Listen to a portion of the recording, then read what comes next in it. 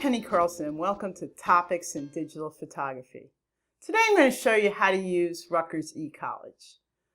I know all of you are probably familiar with Sakai, and some students have used Rutgers eCollege and some students have not. So I'll send you a link to get to Rutgers eCollege.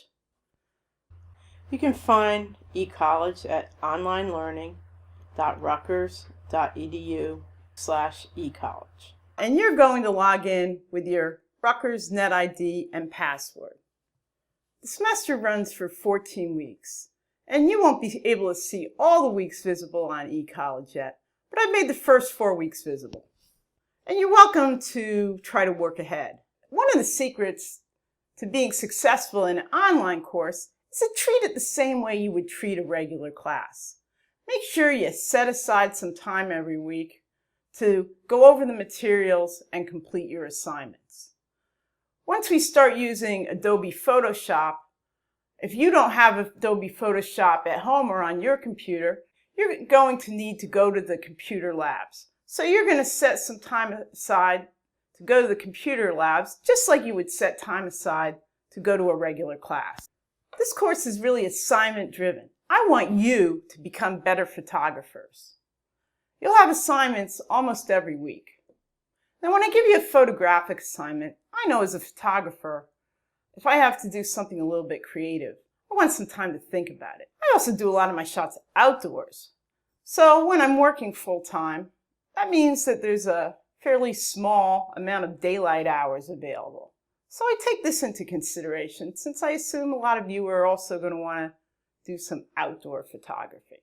So when I give you photographic assignments, especially ones that involve creativity, I want to give you some time to think about your shots and to be able to get outside and take them during the day using available daylight hours, even if you work full-time. So I'll usually give you a couple of weeks to turn in a photographic assignment rather than making it due the same week that it's assigned. In previous semesters, students that weren't used to taking classes online told me that they sometimes found it difficult to organize themselves, figure out what was due, and to keep up with the class. If you look at my weeks on eCollege, you'll see, except for the first week that starts the first day of classes, they run from Sunday through Saturday. So it's a good idea every Sunday to go on to eCollege and to put up the assignments for the week. Now, you are welcome to work ahead in the course. And if I've got a week visible, the assignments that are up for that week are going to remain on the assignment list page. So make sure that every Sunday you go back to the assignments page and you check to see if I've added anything new that week. Now, if something's due that week, I'm going to put it right at the top of the assignments page for the week. So on Sunday, just go in and check and see if there are going to be any assignments due that week and plan your week accordingly. So we're all going to be moving at the same pace, and I'm going to want you guys to keep up with the class, be posting and working on assignments at the same time as your fellow classmates, and be communicating with each other through threaded discussions and on Flickr. Also, I have a busy schedule, so often the day after assignments due, I want to be able to sit down and grade the assignment. But if half the students haven't gotten the assignment in yet, it's difficult for me to do that. So this is how I'm going to work it this year. Most assignments are graded on a 10-point scale. If your assignment's turned in even 5 minutes, 1 minute, 1 second after the due time, I'm going to take off half a point on a scale of 1 to 10. If your assignment's more than 24 hours late, I'm going to take off a full point. Okay, after a week, I'm going to take off 2 points, and then I'm going to take off an additional point for every week that it's late. So if the assignment's 2 weeks late, I'm going to take off 3 points, and that's after I've already graded it according to whether or not you followed the instructions. So I'm sitting here with Matt, Amy, Nicole, and Daria, who were very successful students in previous semesters, and they're going to give you some tips on how to succeed in this course. Even though this is an online class, you should treat it as a regular class. You should check eCollege at least once a week and just keep up with your assignments and pay close attention to the videos because they're really helpful with your assignments.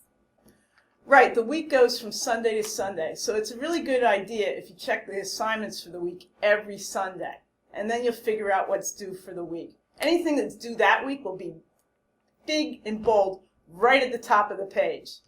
And then the assignments for the week will work you through subsequent instructions to do assignments that'll be due in later weeks. The videos were a fantastic way for us to learn the material. Personally, I think they were a little longer than, say, if you were to look up how to do something on YouTube, but I actually took advantage of that in the fact that I used it as if it was a lecture. I would sit down, play the video, and I would take notes. And it was convenient because if I didn't hear something or quite catch what she said, I could just rewind it, play it again, and then listen to it over until I really understood it. What I found helpful to do when I was watching the instructional videos is I would go to the computer lab and have Photoshop open on the computer screen, and I'd bring my laptop and have Penny's instructional video on my laptop so that I could edit the photo and look at her doing it at the same time, and I thought that was really helpful. When going through the videos that Penny posts online, it's a good idea to keep your camera in front of you so you can go through the settings and you can find the settings on your camera and maybe test them out. Every camera is a little bit different. I use Sony cameras for the instructional videos, but if you have your camera next to you while you're looking at my instructional video, you should be able to figure out what every corresponding button on your individual camera does. It's not too hard to look through it, look at the dials, and figure out what I'm talking about for your individual camera. I like the video format when learning. There's thousands and thousands of videos on YouTube specific for each camera. I found a video from Jared Polin. He does a full review of the D7000 and some other Nikon cameras. He goes through what every button does and what he sets in his menu. In addition, Photoshop, anything you want to learn how to do, there's definitely a video for it on there somewhere. When I did this video in 2014, I didn't have all the course materials completed yet. Now I've got all my lesson plans up for the full semester. And I doubt that I'll change any of the assignments throughout the semester. However, I may produce some new videos and I may update materials or change readings. If you're a work ahead kind of person, you're pretty safe going through and doing assignments ahead of time. You won't be able to do forums or quizzes. But do make sure you check the assignments for the week every Sunday to see if I've updated things. If you're looking through to future weeks, a good way to tell whether or not I've updated the week is to just see if I've changed the dates from the previous semester to this semester. Oh, and I'm at Rutgers almost every day. So if you're having troubles figuring out settings on your camera, or maybe something in Photoshop is stumping you, come up and see me, and we can probably figure out things pretty quickly. I'm on the Cook campus in Martin Hall on the 2nd floor. Really, the online format works very well to teach this course, but sometimes some little thing might trip you up that you have a hard time figuring out without meeting face-to-face. So I'm happy to meet with you.